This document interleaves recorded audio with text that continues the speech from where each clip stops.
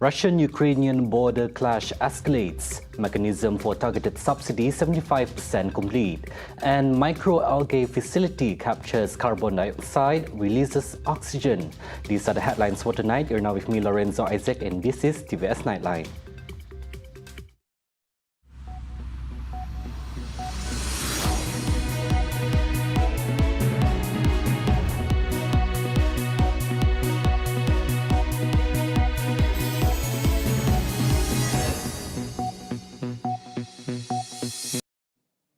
Moscow has claimed to have repelled and killed a large group of Ukrainian nationalists who crossed into Russia from Ukraine. The incursion, which lasted for 2 days, is believed to be one of the largest of its kind since the 15-month-old war began. While there is no independent confirmation of the fighting's end, the governor of Russia's Belgorod region stated that anti-terrorism measures put in place after the attack have been lifted. Two groups, the Freedom of Russia Legion and the Russia Volunteer Corps (RVC), have claimed responsibility for the raid, both consisting of armed Russian fighters seeking to overthrow President Vladimir Putin. Russia has accused Ukraine of orchestrating the attack, a claim that Kiev denies. On May 22nd, after intense artillery shelling of the international border crossing point Kozinska and some other civilians objects in Gavaron, district of Belgorod region, Ukrainian nationalistic regiment intrude the territory of the Russian Federation. In the course of the counter-terrorist operation, nationalistic regiments were blocked and crushed by aviation, artillery and active actions of the border protection regiments of the Western Military District. The remaining nationalists were thrown out to the territory of Ukraine, where they are shelled until they were fully liquidated. More than 70 Ukrainian terrorists were liquidated, 4 armored vehicles and 5 trucks were destroyed.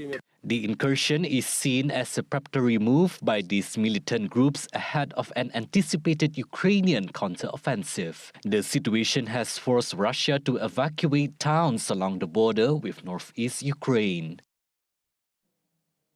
The mechanism targeted subsidies is now 75% complete and expected to be announced during the tabling of Budget 2024 scheduled in October. In announcing this, Deputy Finance Minister Datuk Seri Ahmad Mazlan said that the mechanism is still being refined and that the method of implementation, be it through the use of identification cards, special cards or using the horsepower of the vehicle, has yet to be finalized.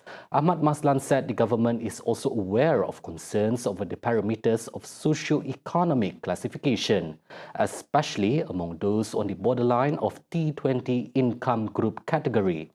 The unity government has been toying with the targeted subsidy idea since its formation and is expected to implement the targeted subsidies for petrol and diesel from next year onwards. The Cheetos Carbon Capture Central C4 to be built in Sejingkat will convert carbon dioxide into oxygen into the air. State's Premier and Minister for Energy and Environmental Sustainability, Dato' Paninggi Tan Sri Abang Johari Tun Openg, said the facility will act as a purifier of sort, which uses the captured carbon to cultivate the algae and in turn will be converted into oxygen via photosynthesis process. The Cheetos facility is one of the 2 facilities cultivating algae using different technologies in Sarawak. The second facility employs tanks and seawater for the production of microalgae biomass. The C4, that is the product, the facility will tap into the exhausted gas containing carbon. In this case, it's produced by SEB coal-fired plant. They produce carbon dioxide from the Sejingkat coal power plant to grow algae in the carbon circular economy. This is the first of its kind in Malaysia to demonstrate the industrialized scale utilization of flue gas to enhance algae production. This 5-hectare scale facility will act as liquid trees to capture CO2 while functioning as natural purifier by releasing oxygen through photosynthesis.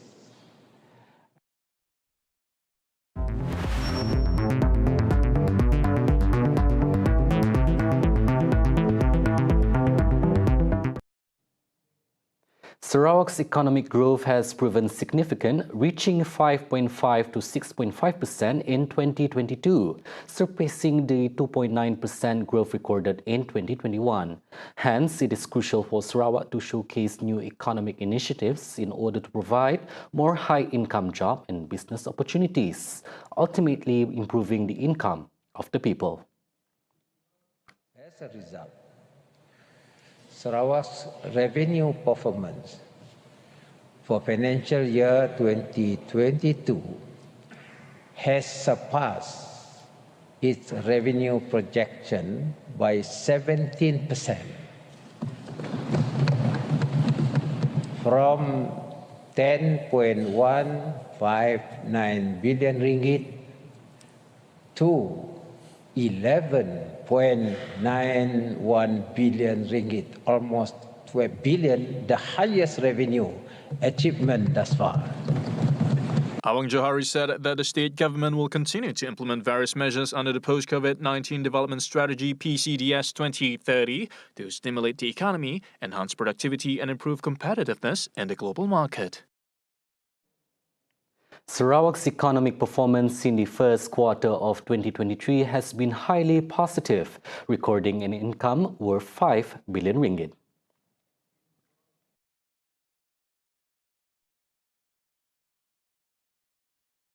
Only one quarter. That is 45% of our projected revenue for 2023. This is indeed a good sign. Only the first quarter, you have 3 quarters to go. If this is the momentum, we may surpass also the 2022 revenue.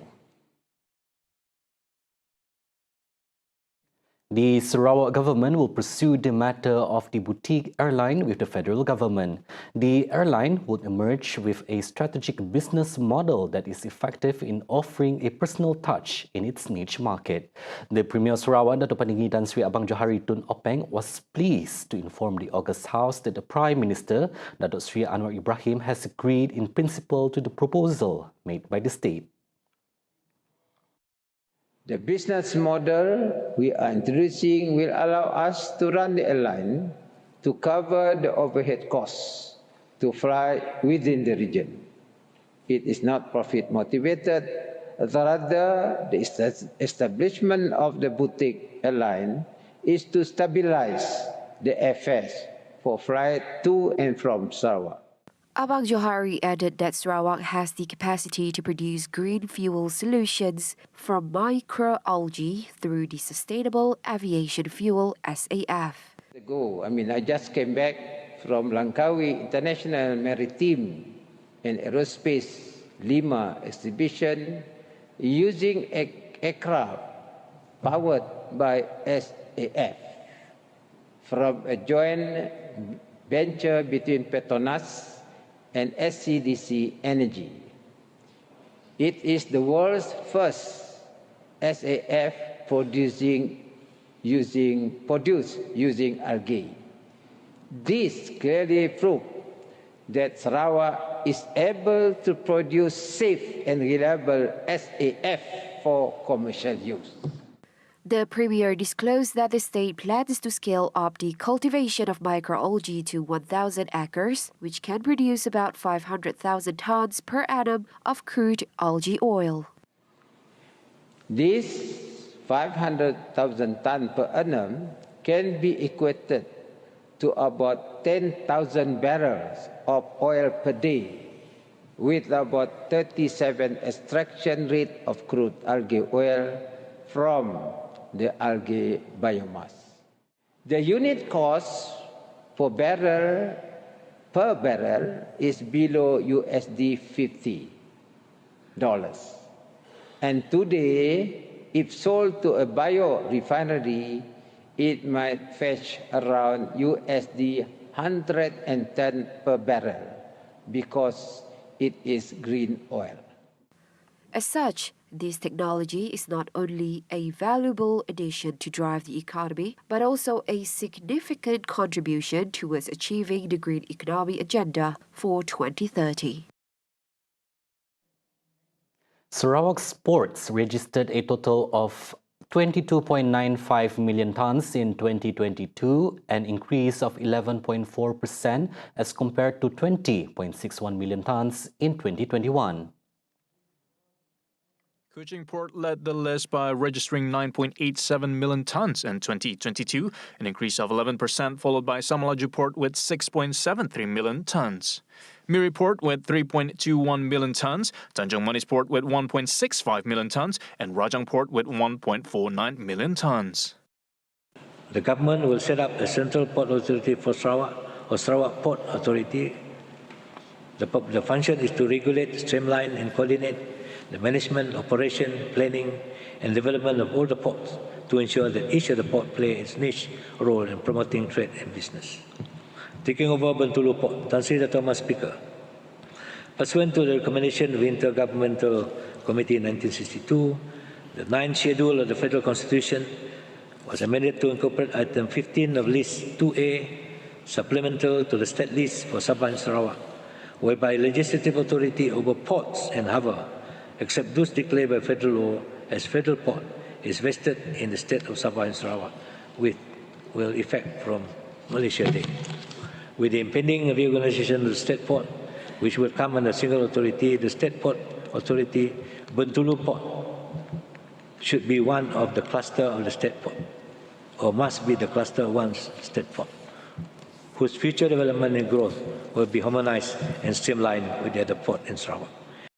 UGA noted that all 5 ports would undergo a restructuring exercise to integrate their administrations and operation under a new single entity to be known as Sarawak Ports Authority. Meanwhile, pertaining to the updates to the reacquisition of Bintulu Port from the federal government, UGA reiterated that negotiations are still ongoing. The usage of private jets by the Sarawak government leaders and officials offers several advantages over commercial aircraft, including enhanced safety and security. The Deputy Premier Sarawak, Dr. Amar Douglas Ugambas, who is also the Second Minister for Finance and New Economy, said private jets also offered greater flexibility in travel arrangements. During his winding-up speech for his ministry at the Sarawak State Legislative Assembly, Dune, sitting today, he stressed that by using private jets is a viable option that can provide the necessary level of security and safety. Previously, Violet Yong, PH Pending, had questioned the use of a private jet by the Sarawak Premier, Datuk Patinggi Tan Sri Abang Johari Tun Openg, and the other state leaders on their official trip to London recently. UGA said the Sarawak government had entered into a contract with Hornbill Skyways for the provision of aircraft services for the state government, including the Governor, Premier, Deputy Premier, and Cabinet Ministers. The Niah National Park is one step closer to be inscribed in the coveted UNESCO World Heritage Site list. Deputy Premier and Second Minister of Urban Development and Natural Resources, Dr. Amar Awang Tengah Ali Hassan, said the final dossier has been submitted to the World Heritage Centre in Paris in January and is now awaiting the review by the International Council and Monuments on sites to be conducted from June to August this year. He said this in his ministerial winding-up speech at the State Legislative Assembly or DUN sitting on Wednesday. Niah will be Sarawak's second UNESCO World Heritage Site after Gunung Mulu National Park, which was inscribed in 2000 for its high biodiversity and limestone features. Additionally, Awang Tengah said that the Sarawak Delta Geopark recent recognition as the 6th national geopark in Malaysia was a testament to Sarawak government's effort in nature conservation and sustainable management of areas of interest with a high geosite value. He regarded the certification as a pat on the back to Sarawak's existing development policies and to boost the socioeconomics of the local community through geotourism.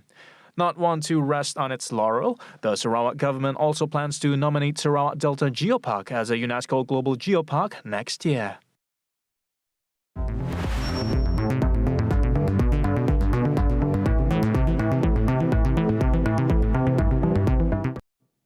Coming up right after the break, sales tax by Sabah Sarawak the main factor for lower FFB prices, Russia and China ties at an unprecedented level. Right here on TVS Nightline, stay tuned.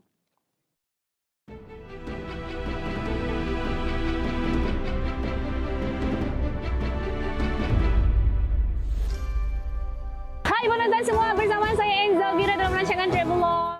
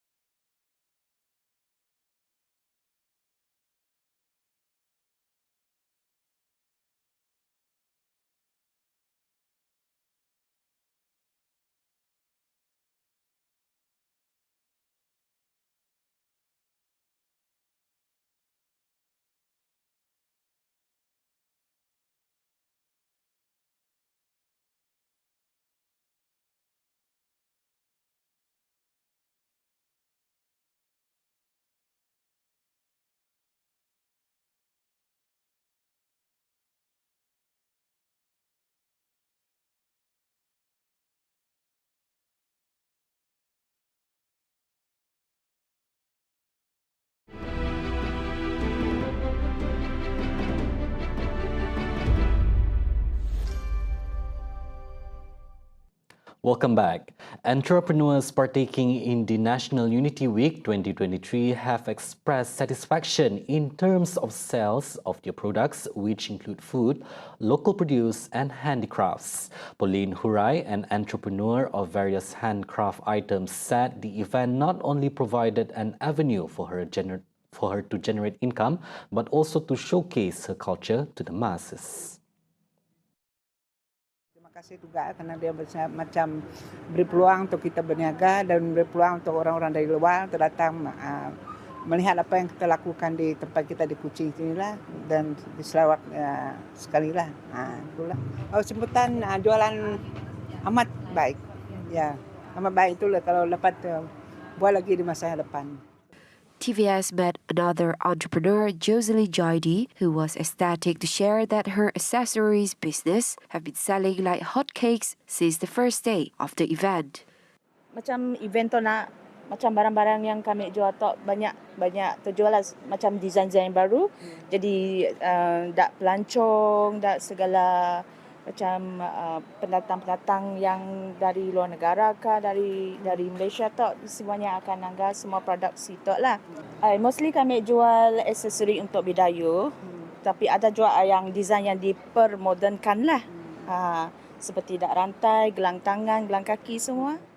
Meanwhile, for traditional batik entrepreneur Nohalisa Isa, he said the event not only serves as a good platform to showcase the rich cultures and traditions of Sarawak, but also provides effective marketing for small and medium entrepreneurs like himself. Program tu bagus lah, memperkenalkan budaya masyarakat di Sarawak tu kan ada sudah custom semua lah. Hanya bagus untuk kami orang peniaga salah. Kadang-kadang kami orang nunggu yang event-event macam tu lah. Macam event dari pihak-pihak macam tu lah. Food and beverage entrepreneur Siti Rafisha also expressed her excitement as the celebration had positive impact on her income. Program tu adalah program tu membantu peniaga kecil-kecil macam tu meningkat sedikit lah. Banyak lah. Kini tu maybe pelancong dari luar macam tidak senanjung datang ke situ lah, mau tangga event macam tu. Before tu tidak senanjung datang juga, tapi si semeriah macam kini tu. The Sambutan Minggu Perpaduan 2023 will be held until 26th of May, and members of the public are invited to Kuching waterfront to experience what the event has to offer. The imposition of sales tax by the state governments of Sabah and Sarawak is the main factor that causes the price of fresh fruit bunches of oil palm (FFB) in those two states to be lower than in Peninsular Malaysia, said the Ministry of Plantation and Commodities (KPK). The ministry said the price of FFB in each region is determined according to the price of crude palm oil (CPO) and palm kernel (PK) in the market, as well as taking into account the cost of transportation from the plantation to the oil palm mill. Meanwhile, the ministry explained that it is evaluating in the consideration stage for the proposed re-establishment of subsidies, particularly for oil palm replanting program that caters to smallholders based on the high demand from the industry. In this regard, KPK, together with the Ministry of Finance (MOF), has taken the initiative by creating a financing or easy loan program, better known as the Oil Palm Smallholder Replanting Financing Scheme (TSPKS) and the Oil Palm Smallholder Agricultural Input Easy Financing Scheme (IPPKS) in collaboration with Agrobank.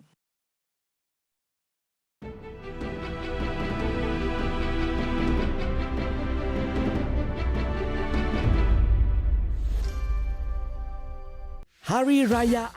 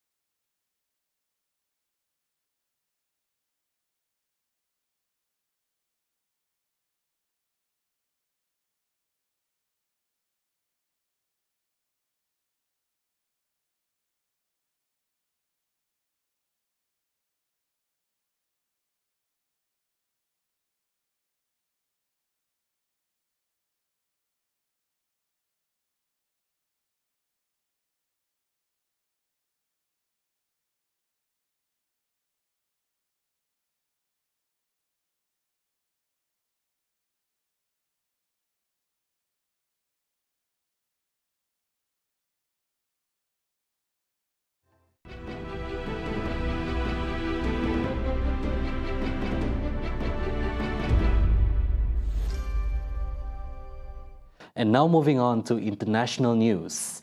Russian Prime Minister Mikhail Mishustin, on a visit to China, stated that the bilateral ties with the country were at unprecedented high level.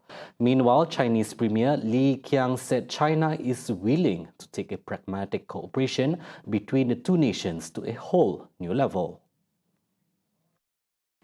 中俄务实合作韧性足、潜力大、空间短的特点，在今年更加突起。中国愿意同俄罗斯一道，落实好两国元首的共识，推动各领域务实合作能够更上一个新的台阶。 Mishustin is the highest-ranking Russian official to visit Beijing since Moscow sent thousands of its troops to Ukraine in February 2022. The visit comes after Russia and China reacted furiously to the Group of Seven Nations weekend declarations that singled out both countries on a range of issues, including Ukraine. The United States U.S. Secret Service has recovered a Nazi swastika flag from the truck that had crashed into the security barriers near the White House on Monday, May 23rd. The discovery further reinforces the crash was intentional when witnesses of the incident said the truck hit the barricade twice, as stated previously by Anthony Guglielmi, who is the communications chief of the U.S. Secret Service. The flag, along with other evidence, was laid out on the sidewalk after investigators retrieved the items from inside the truck. Investigations on the truck driver will continue and would receive support from the Secret Service. The incident had sparked conversations regarding U.S. President Joe Biden's location at the time, as he met with the Speaker of the U.S. House of Representatives, Kevin McCarthy, at the White House earlier that evening. Nearby hotels, roads and pedestrian walkways around the Lafayette Square were evacuated and closed for safety purposes. And that wraps it up for TVS Nightline. And just a reminder, Unity Week has started. We'll be broadcasting our news bulletins live on location from the Kuching waterfront. So head on to our booths and you'll get a chance to meet TVS personalities and you can see if you got what it takes to be a news anchor or TV host. So mark May 20th to 26th on your calendars and we'll see you there. I'm Lorenzo Isaac. Thank you for watching. Thank you.